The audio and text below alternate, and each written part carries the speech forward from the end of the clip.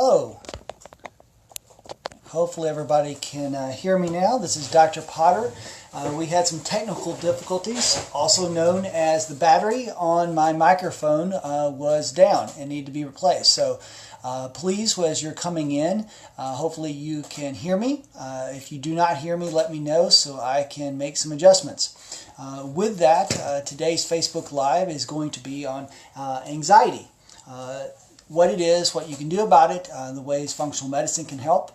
Again, I'm Dr. Eric Potter. If you don't know me, I'm a functional MD here at Sanctuary Functional Medicine. Every couple of weeks, we take a topic that we find is important to our patients and share some of the wisdom that we have gained from practicing functional medicine and caring for patients with these issues and share them with you out in the public. Just remember, this is educational. I'm not going to be able to diagnose or directly treat someone, even if they are my patient, just because that's not the forum. I want to take good care of you and cannot do that over the internet like this, just in a large group. So with that, any of you having questions that you haven't already left, please leave those in the comment section and we can try to get to as many as possible.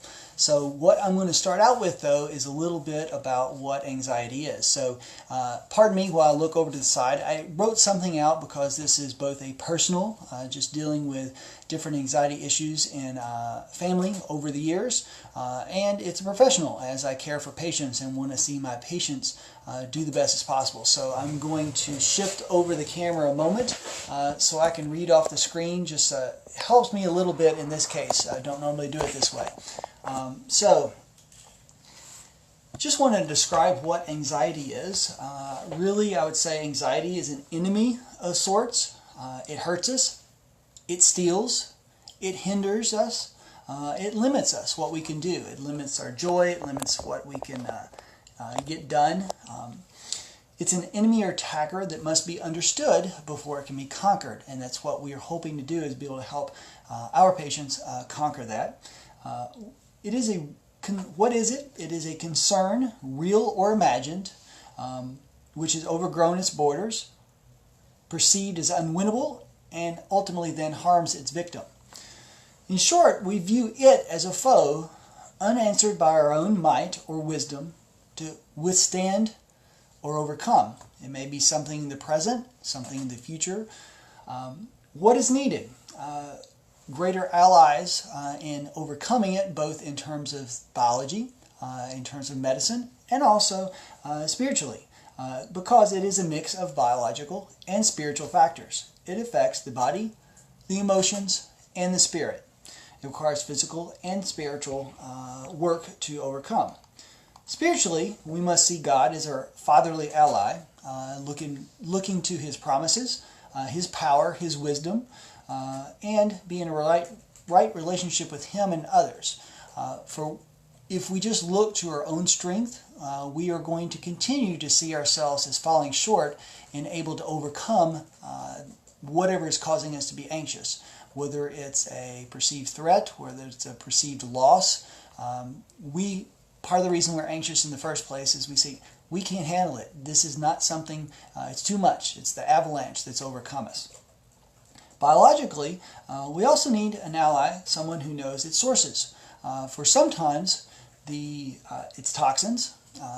Different toxins can interrupt our brain functioning, interfering with mitochondria, different things. We'll go into that a little more detail later, the exact how that works. But deficiencies, infections, sometimes it's genetics, put some patients, some people at a higher predisposition to having anxiety. Hormones can also be an issue. Imbalances in neurotransmitters based on these prior things are mentioned, or just for other reasons. It needs teamwork with that provider, whoever's helping to guide you. Teamwork, working together. For example, I cannot address every need someone has who is suffering from anxiety. However, I can be a guide, and they can be the one enacting that, and then me giving them feedback on how they're doing, more of a coaching type interaction. You also want someone able to guide without sacrificing the spiritual for the biological in terms of therapy choices. So there are options out there you can find where it talks about, oh, if you just do this, all your anxiety is going to go away. But then you look at it and think, oh, there's some concerns. Is this tying me to some spiritual issues that I don't want to be connected with? So you want someone who is not just biologically attuned to helping you deal with anxiety, but you also want someone who is able to guide you away from some therapies that, while they may be temporarily helpful, they may also cause harm spiritually in the long run. So it's really a tandem work of allies. Sometimes more one, sometimes more the other. Sometimes more biological, sometimes more spiritual. Always, I kind of describe it like this. Teasing out which the fingers is from which hand is not always that easy if you're crossing your fingers. Teasing out whether it's biological or spiritual, it's really always some of both. It just may be 90% of one at one point and 10% of the other, but then it flips, and another time it's vice versa. So you want someone who can help you sort through that. Today we're going to be talking from here on out a little bit more about the biological side because that's what we treat, help remove those biological factors so that if someone needs to deal with spiritual factors, they're playing a part in their anxiety, they can do so more with a clear mind, helping to clear out physical contributions to that. But don't forget, we don't want to ever forget the former aspect of dealing with spiritual side of anxiety. So with that, let's take a moment now to talk about some of the biological things that can trigger anxiety. So we talked about it as and it has effects on the emotions, obviously, but also effects on the body. And it can come from that. So a lot of times it's the chicken and the egg, which one started that. So we're going to be looking, as we take care of, do a functional approach for a patient, we're going to be looking at all the different possible contributors. Our body is an interlaced, interdependent web of body systems, body tissues, hormones, chemicals, immune systems, our digestive, our immune, our neurologic, our cardiovascular, our even our skin. All these things are interrelated. So if we have imbalances in one, they can cause imbalances in another. So we're going to be looking at that, looking at the whole person, seeing if there's even any stressors in past relationships, adverse childhood events. There's great research on how adverse childhood events contribute to depression, anxiety in people as they age, even 20, 30, 40 years later as adults. It puts them higher risk for depression, but also heart attacks, cancer, and other diseases. So with that, we're going to do a whole person. We're going to look for root causes, trying to find, is there something underneath that has set it in motion or maybe perpetuating it. So both triggers and mediators. Mediators are those things that are enacting it right now. So some of the triggers that may have caused it, again, maybe something happened in childhood, whether it was a difficult family situation, abuse can make changes. Abuse to a child can trigger changes in the brain that last for years. It will set up the limbic system, the sympathetic nervous system, part of the autonomic nervous system there. The limbic system controls your emotions, those deep visceral emotions, may be hyperactive. It can change your hypothalamic pituitary axis, meaning it will cause you to have upregulated amounts of cortisol or adrenaline released in different situations if you have a recurrence of a situation similar to what the first episode of traumatic event was. So then we also look over your lifetime, have there been effects in your gut? Say that you've taken a lot of antibiotics. So there are bacteria in our gut that both feed off of neurotransmitters, say adrenaline or cortisol or serotonin, and also ones that make those. If you've killed off the ones that are making some of your serotonin, which your gut has 90% of your serotonin versus about 10% in your brain, you may not have as much serotonin for the rest of your body. If you have bacteria that feed off of adrenaline under high stress, they may be growing and growing, and then they will release more chemicals to cause more stress, to cause you to want to have more stress. So it is a feedback loop.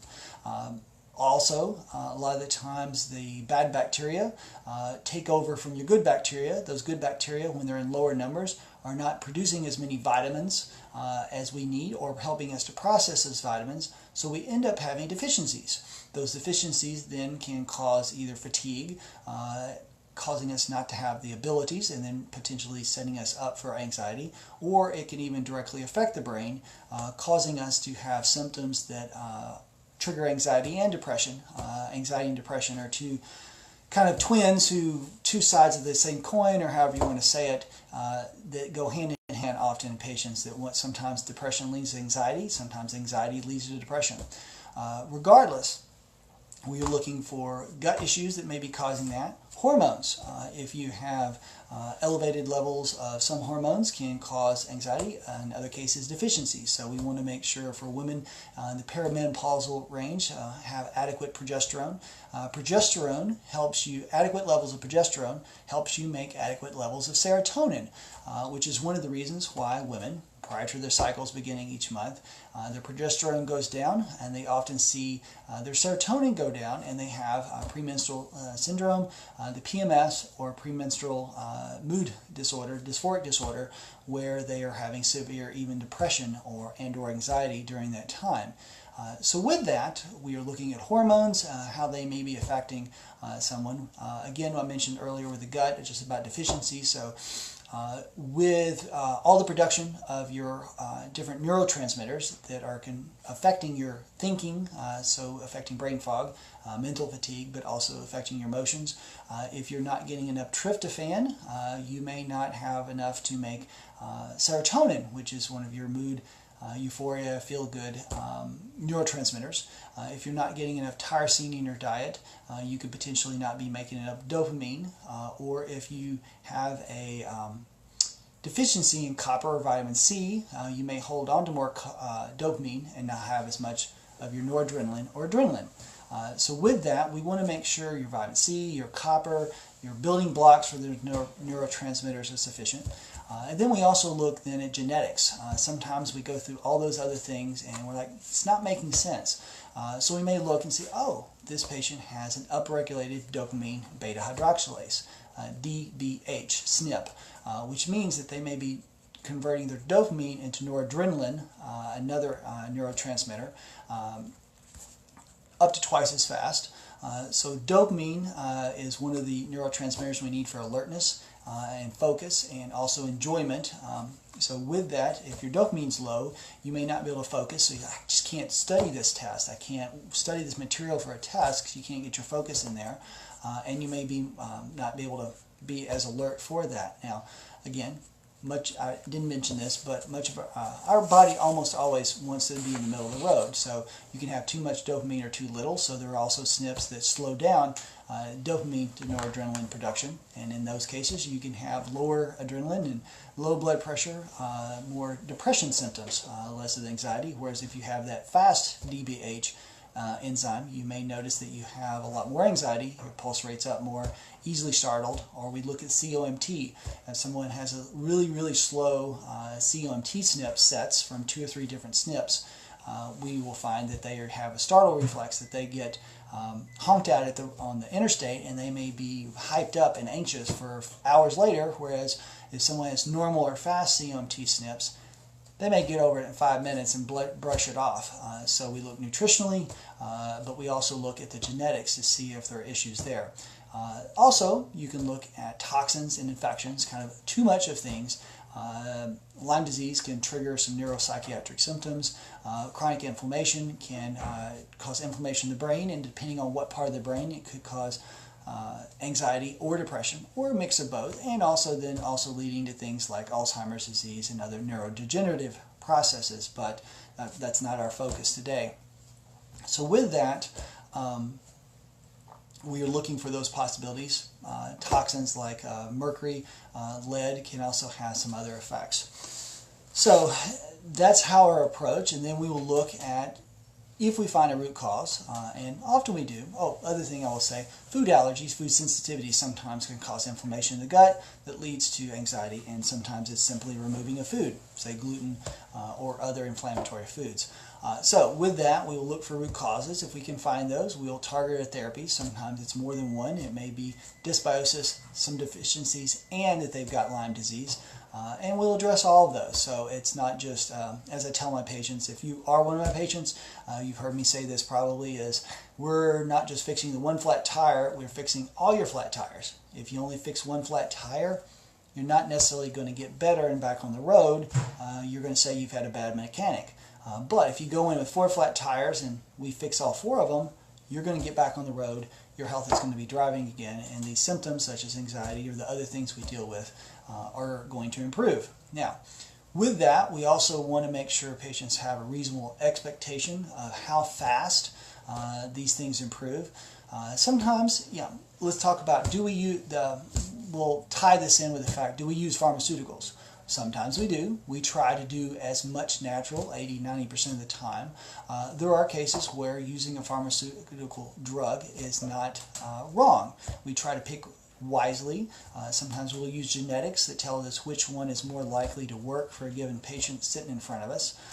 But also looking at if you've had family history of, cousin Bob and Aunt Susie did really well in this medicine, there's a decent chance that you might do as well, especially if it's your brother or sister or parents did well in a particular medication. With that, though, we are still trying to put in natural therapies that are going in the long run, even if we have to use short-run pharmaceuticals, especially pharmaceuticals that may have more side effects. We want to use natural therapies that are less likely to cause problems in the short or the long run. But with that, whether it's natural or pharmaceutical, often, yes, you'll have some initial benefit in the first 1, 2, 3, 4 weeks, but the greatest benefit from any of those therapies, natural or pharmaceutical, are going to come usually in that 4 to 8 week mark. So it is a practice in patience. We have to, for ourselves, because we want our patients to get better as fast as possible, but we also have to encourage them that the changes, especially if it's dietary changes, and we do encourage patients to eat healthy, eat a low inflammatory diet. If they're eating a lot of inflammatory foods, we can throw supplements. It's on you like crazy, but it's not going to help if you're eating cheeseburger and french fries from McDonald's on a regular basis, or you are drinking soft drinks and getting high sugar, which can contribute to yeast, which then can contribute to increased anxiety. It can lower your B2 and B1 levels by having yeast in your gut. So with all that, we want to make sure someone's realizing, okay, dietary changes, they may take 4 to 12 weeks to notice a lot of benefit, although most people feel better in that, within a few weeks they'll notice early changes.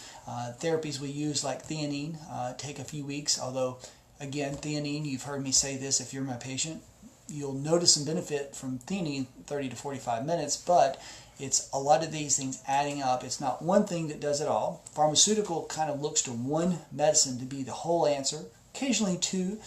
What I'm doing is looking at 3, 4, 5, 6, sometimes 10 or more things, whether it's dietary, removing this, taking out gluten, adding in whole foods, removing processed foods, removing dyes, adding in this supplement, adding in that supplement.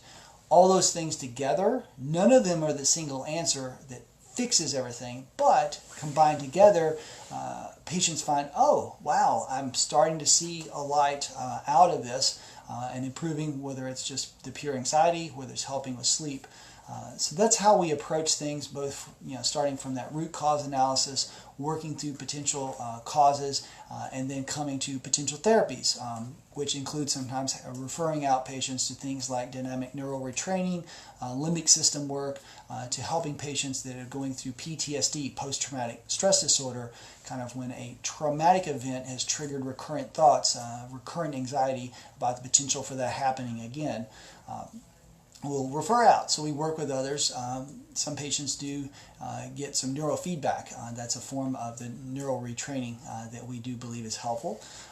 With that, we may do some detox using IV therapies or oral therapies to remove toxins and so forth. So with that, I want to pause and just to say welcome to anybody that's come on in the last few minutes. I'm Dr. Eric Potter. I'm a functional MD at Sanctuary Functional Medicine. What I'm here doing is trying to educate, so do not take this as direct medical advice. If I'm not your doctor, ask your doctor. If you need one, we're here. We are accepting new patients. Stephen, our relations manager specialist, can help with getting you plugged in, the 615-815-5941. If you are my patient and I don't have you on one of these therapies that I may mention, it may be because that you have another reason not to. So don't jump and say, hey, let me start this. Talk to me first. There are times when there's contraindications even in natural therapies. For example, ashwagandha, very great for anxiety and helping with sleep and helping with cortisol, excess cortisol. But if you're allergic or have problems with nightshades, it is a nightshade from the nightshade family and you may not want to take it. If you already have low cortisol, I would not necessarily give you ashwagandha first thing. I would use other therapies to try to bring your cortisol up.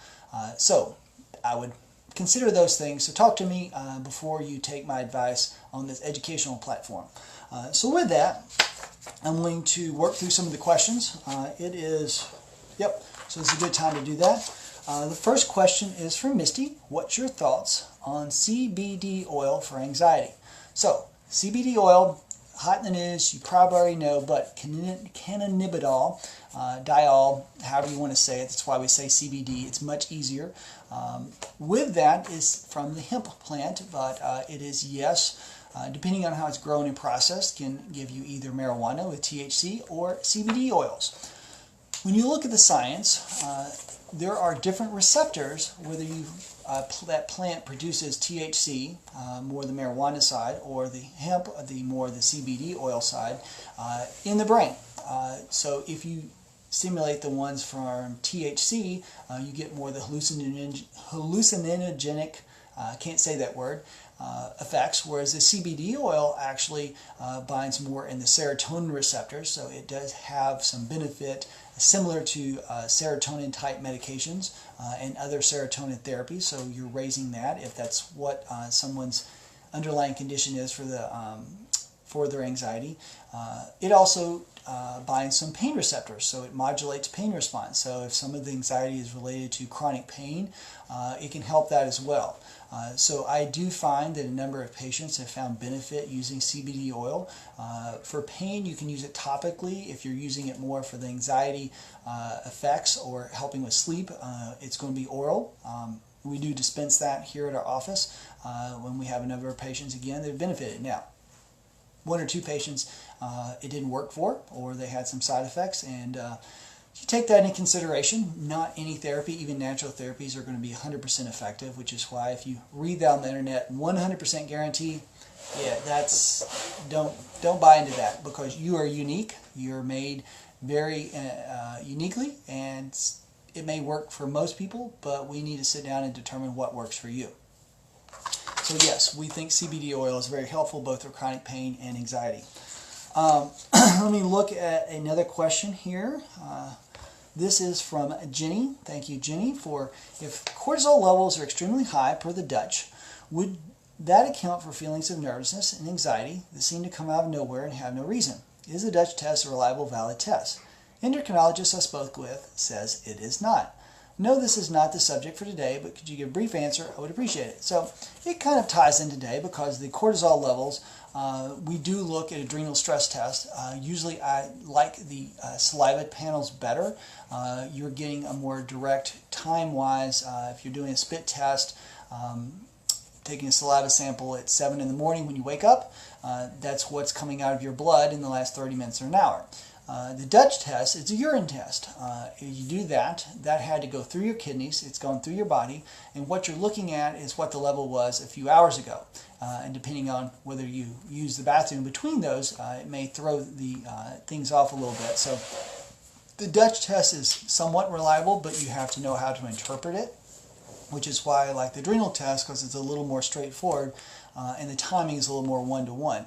But with that, if somebody had, whether it's a saliva test or the Dutch test, looked like they had very high cortisol levels, there's two things I would want to look for. One, well, actually, there's always more than two things, but I would at least look for, is there inflammation? That may be driving up the cortisol. High cortisol in some patients can cause anxiety symptoms itself as the cause rather than a secondary effect. Cortisol can even cause some hallucinogens Remember a patient from probably 15 years ago, maybe 20 now, just the fact that they came into and got hospitalized because they were given prednisone and they went into a manic psychotic episode and was seeing things, and quite the elaborate story behind that, so you want to be careful of not getting too much. Now, what our own bodies will make typically aren't going to make you psychotic, maybe a little manic at the most, but definitely can potentially cause some anxiety. Now, the other side of that is if you have low adrenaline and your body is trying to make up for the fact that it can't keep its blood pressure up, say you have POTS, postural orthostatic tachycardia syndrome. Sometimes your bodies can't make enough adrenaline to keep your blood pressure up when you stand. Your body may be trying to hold on to more fluids, say with cortisol, boosting it up. So the cortisol may not be the effect as much as you're trying to respond to your body dipping. Now, if you're also making adrenaline with that, instead of it being low, you can have definitely feelings of anxiety because your heart's revved up. Your breathing's revved up, you can get lightheaded. So definitely, yes, the Dutch test is helpful if you know how to interpret it. It's not my favorite. I prefer the adrenal stress with the saliva.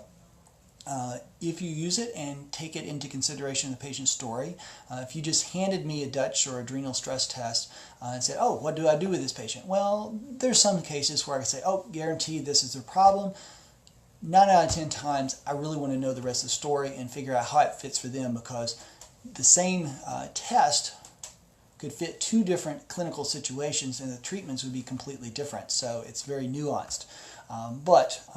Yes, why would an endocrinologist say it's worthless? Well, because they want to look just at the conventional therapies. They don't see the studies, the research that's behind those, because they don't look outside their conventional field. And also they haven't worked with patient after patient and seen how those tests can guide therapy that gets, well, part of the reason is their patients, they can't help, the endocrinologists can't help. They come see us, they come see other functional medicine doctors because they're not getting help in the conventional system. So they never know that these patients actually end up doing better unless that patient actually goes back. And I do encourage patients who we've been the 10th, 15th, 20th doctor and figured things out and helped them. Go back and tell that doctor, the one that said, oh, you're never going to get better, you're never going to get over this. Go back and show them, yes, you did, and there was natural therapies. And we've had a few conventional doctors who then come around like, oh, hey, well, tell me more about this. They may not jump on the bandwagon just yet, but it's good to let them know that there are other therapies besides the conventional world.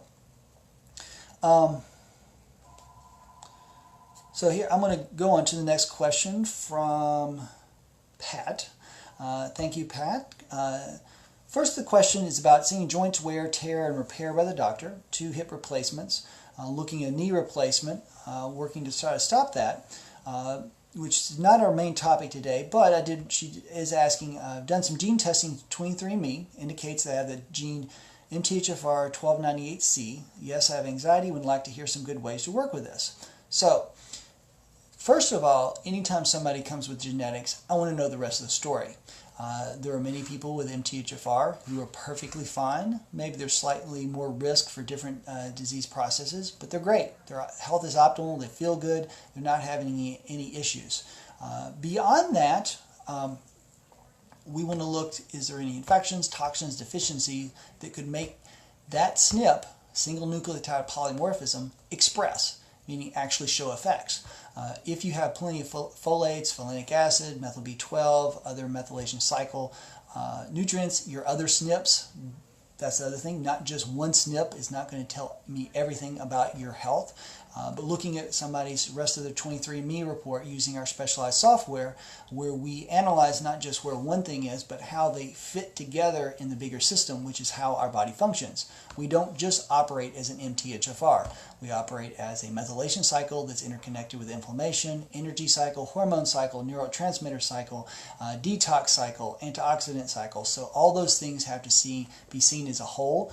So I'm always hesitant and really pretty much refuse to say, oh, let's just treat you based on one SNP. But in this case, let's talk for a minute about some of the things where MTHFR 1298 do play a role in someone's health.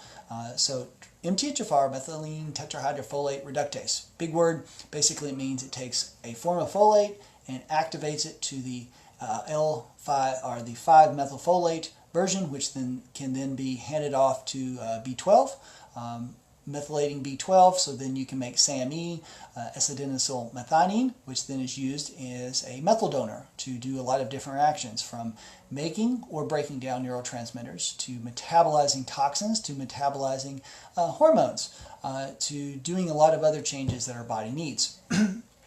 With that, MTHFR is one of the critical. 677 is the version you hear more about as far as being, if it's abnormal, going much slower. It can slow things down as much as running at 30%, so like a 10-lane road down to a 3 or 4-lane road, whereas MTHFR, 2 copies will only probably bring you from a 10-lane road down to a 7-lane road at most, maybe 8-lane road. So it doesn't have as big effect on patients. However, we do find sometimes when you have 2 copies, especially if you have other roadblocks along the way in the methylation cycle, it can contribute. Now, where I do see it having a little more effect is in the terms of mental health, meaning anxiety, depression, and it does seem to affect neurotransmitters a little bit more than, say, the 677. Both do, but the other curious thing is the patients with 1298 often respond better to folinic, F-O-L-I-N-I-C, acid, not folic, which is the synthetic and one that's used in fortified foods, but they will respond better to folinic, another form of active folate, one step earlier, in terms of helping their neurotransmitters. So that's also the thing. If you're on a chemotherapy drug like methotrexate, they will give you leucovorin or pharmaceutical folinic acid to prevent you from having side effects from the chemotherapy you are getting for cancer. So with that, we would look at how would I look at a patient come to me with that kind of story? Are there other deficiencies? Are there infections? Are there toxicities? Is there gut dysbiosis? Are you not digesting your food well? Are you other things that you may be needing excess methylation for? For example, have high histamine and you're using your methyl groups to break down your histamine. Or could histamine be triggering some issues because you're not breaking it down as well, so histamine can cause some anxiety, mental health changes. So that's some of the things I would do. Again, would need the rest of the story before I could sit down and really recommend for that person what was the right thing.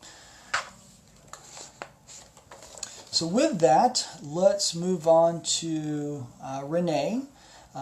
Thank you for this question. What's the best approach for treating anxiety with deep-rooted issues over many years, and can these issues be the cause of physical pain in the present?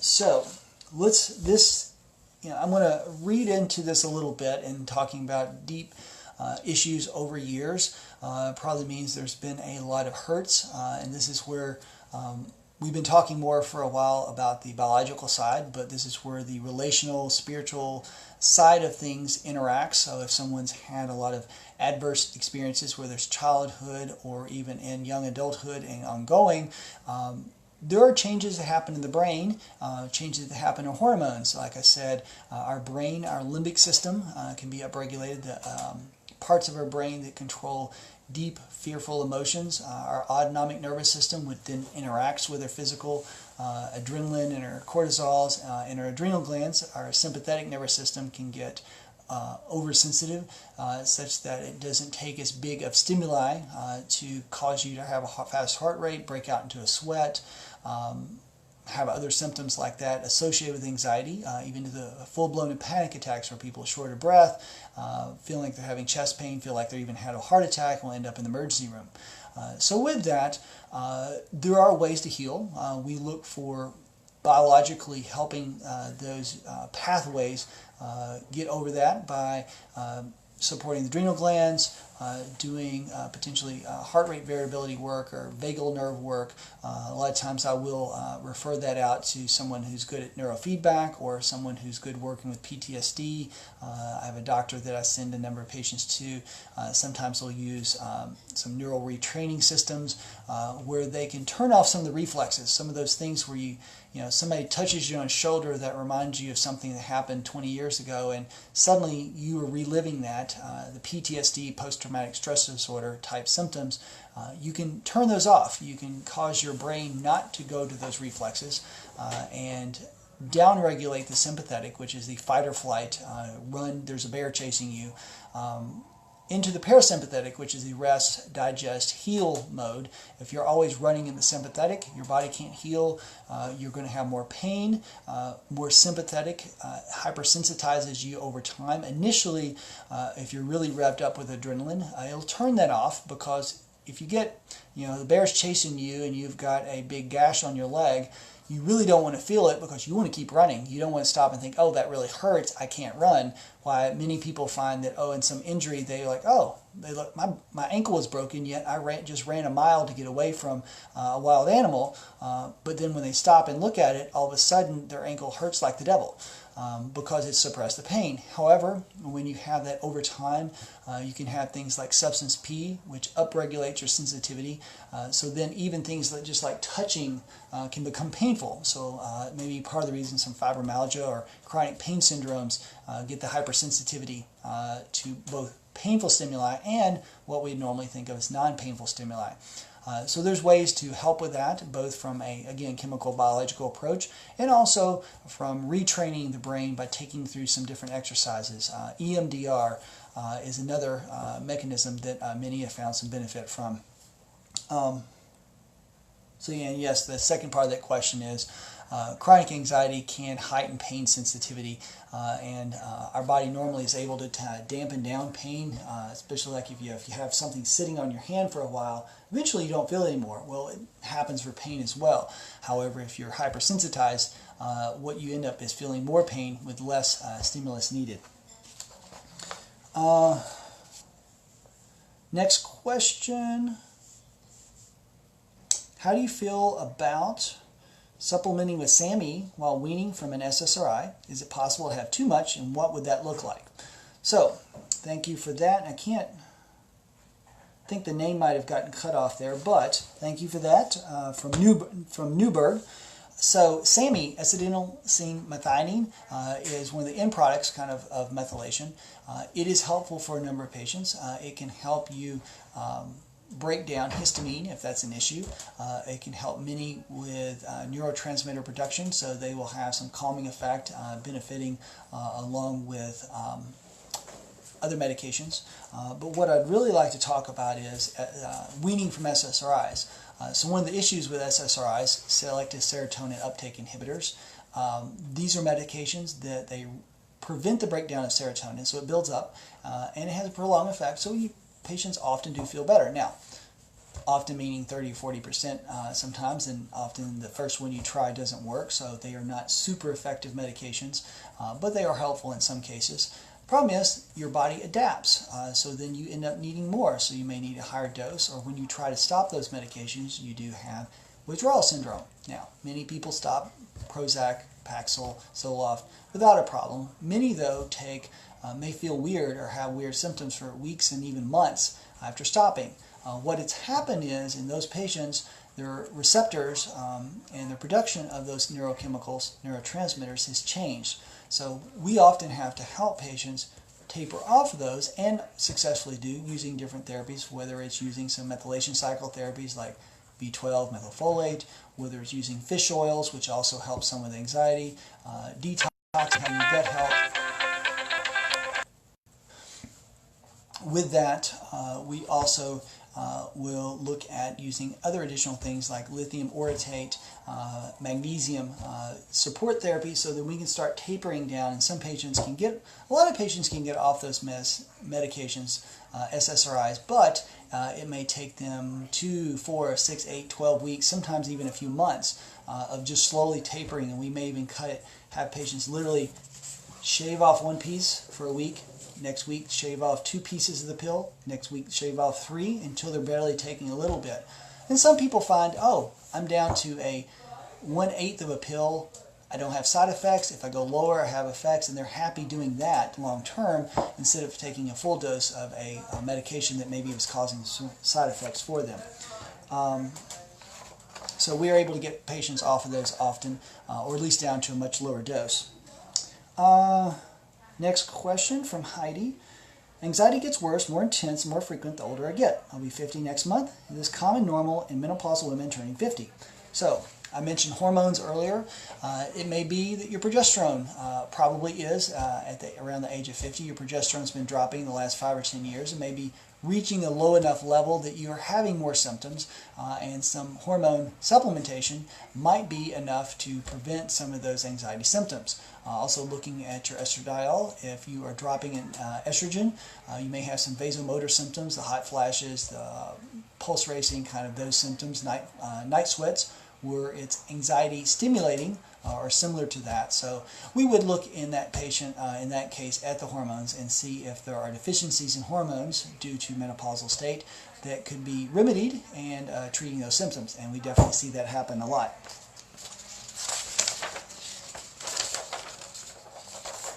So next question is from Sarah. Interesting thoughts on CBD, which we already talked about, but also acupuncture for thwarting anxiety. So some of those mechanical biological mechanisms that you can have some benefit for, but you also have to be careful. Acupuncture can modulate the sympathetic parasympathetic balance, and so many people will find benefit in that it's helping to turn down, either helping muscle spasms or just literally turning down your sympathetics so that you're not having the stress response and feeling as anxious or even as depressed, either one. So yes, acupuncture helps. Now I will say that I am careful. There are acupuncture situations that are looking at it from a non-Christian standpoint, and they will talk about manipulating energy fields. I'm not comfortable with that, whereas from a scientific standpoint, there's good studies for acupuncture in chronic pain, in dealing with nausea, and dealing with emotional symptoms, dealing with things where the autonomic nervous system is involved. So I do think it is a beneficial therapy, and I do occasionally refer patients out for that. So that is something that can help if the autonomic nervous system is one of the bigger issues. The next, let's see. Next is from Jennifer. First of all, her son passed away from histiocytosis when he was 2.5 months old. He had to be on extreme germ patrol due to his low absolute neutrophil count. So his white cells that fight infection were very low, being on chemo and being a newborn. Retrained brain to germ patrol mode. Now suffer from PTSD, OCD, contamination fears, from everything that happened, struggling with anxiety and learning to live normal again. Any natural remedy solutions? Constantly stressing. Thank you for your input. So again, I want to be careful. I don't want to tell you A, B, C. These are the things absolutely you should do. I do think things, the fish oils are safe things. There's some probiotics out there that are helpful for anxiety. Things like theanine or ashwagandha are potential therapies that could help.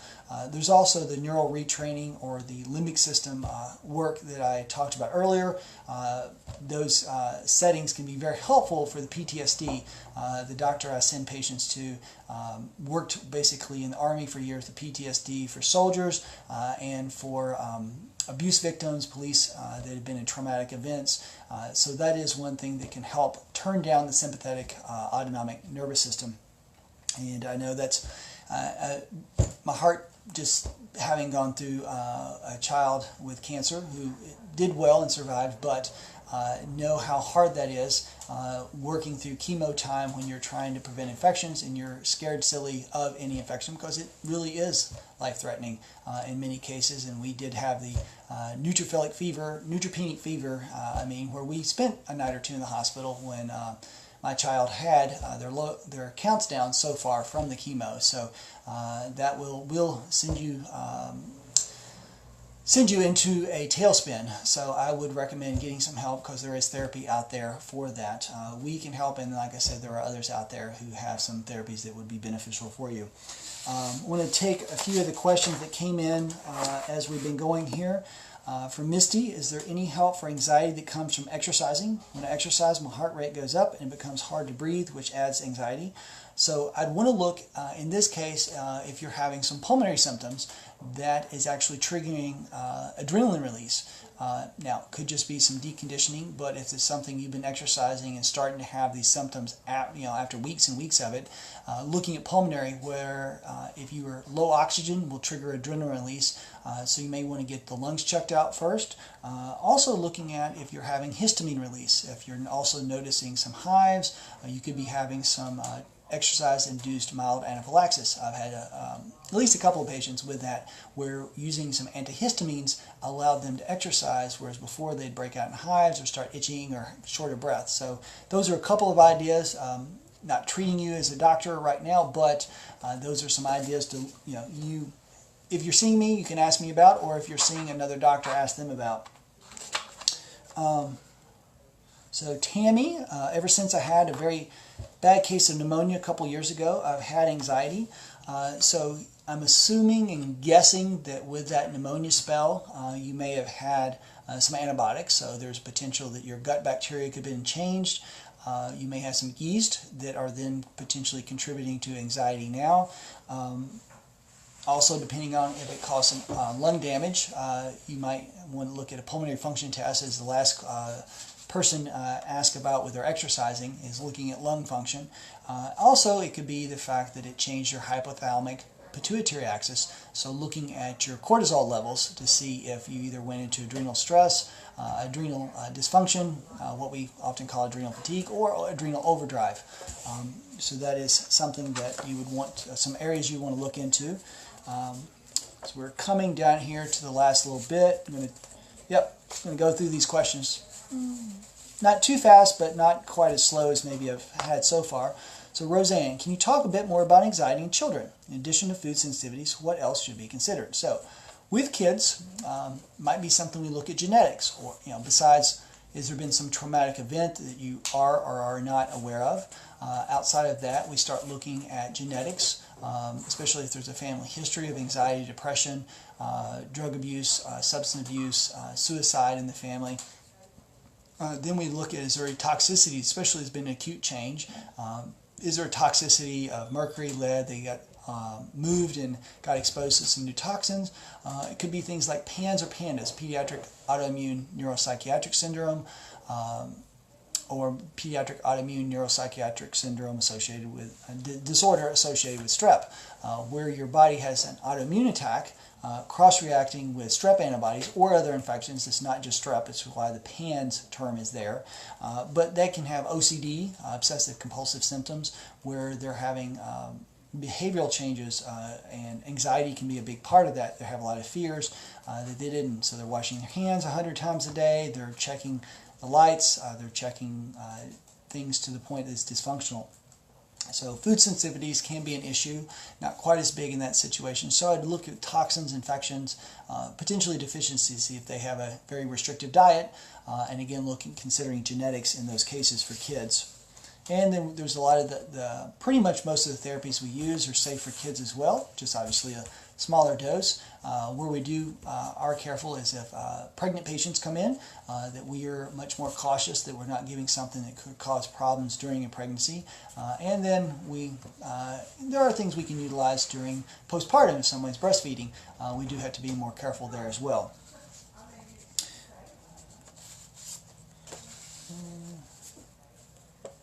So, from Tammy, is there a gut health and anxiety link? So yes.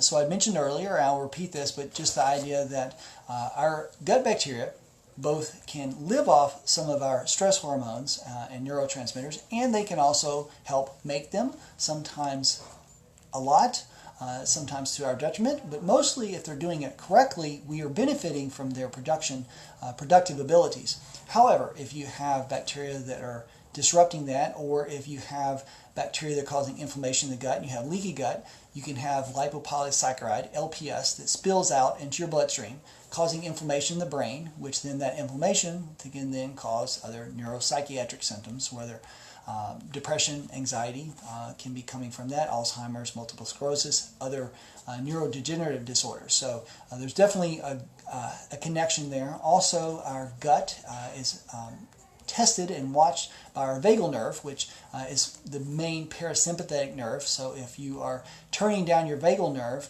you are going to upregulate, like a seesaw, your sympathetics, and be upregulated, more hyperstimulated. Whereas if we have a healthy gut and our vagus nerve is more stimulated, it will slow down, it will help us to be calm, it will help a lot of those symptoms. So that is, and there's a lot more. We are constantly learning ways, so there are probiotics that have had some studies showing that they can help improve mood, and there's some products out there that have those in there. Got time for a few more here. From Nikki, if you have slow CMT, methylfolate causes anxiety, requires you to use folic acid instead. Is a folinic acid working just as good to support your methylation cycle? Thank you. So I love genetics, so I like talking about this.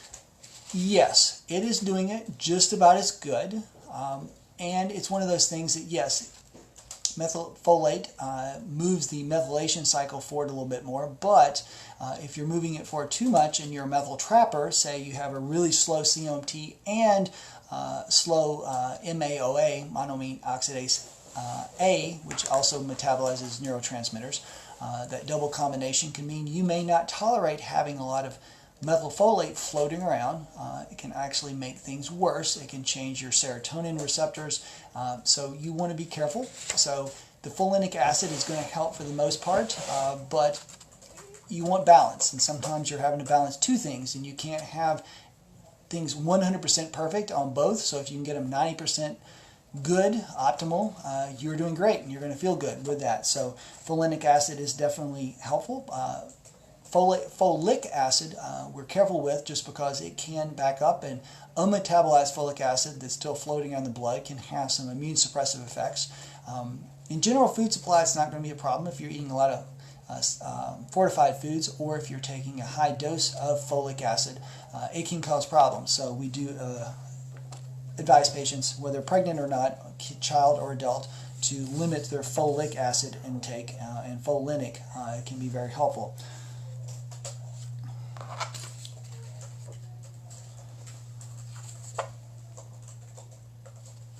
All right, just seeing.